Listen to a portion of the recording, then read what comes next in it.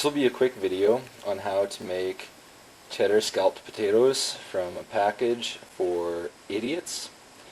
If you can't read the instruction, you're an idiot, so here you are on YouTube watching how to do it through video. So, what you're going to do is you're going to mix 2 1/4 cup of water in a medium pot. You're going to put 1/3 of a cup of milk into the same pot, and then a tablespoon of margarine. Then put the stove on high, make sure that you put it on the right one, and then you are going to put in the potatoes,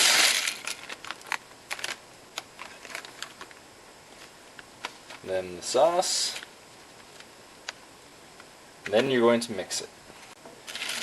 So just mix it up. Of course, the potatoes are hard right now. So just mix it up nicely.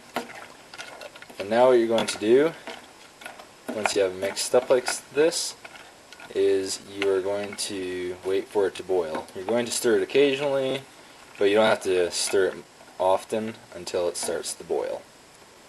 So once it starts to boil, I'll start filming again. Okay, now that it's boiling, what you're going to do is just stir it a little bit. Take the spoon out. Set the spoon there. And then what you're going to do is you're going to put it on low, so it's just simmering. You're going to get a lid, and you're going to cover it. And you're going to leave it like this for about 11 to 13 minutes, and you're just going to stir it occasionally. So try stirring it every 30 seconds to a minute, and that way it won't burn. But do that for 11 to 13 minutes. And at the end of 11 to 13 minutes, you can know if it's done if you grab one of the potatoes with the spoon, cool it off, and you bite it, and if it is the right texture that you are wanting. Okay, it's now been boiling for 11 minutes, and I've tried the potatoes, and they're nice and tender, and the sauce is nice and thick, so now it's ready to eat.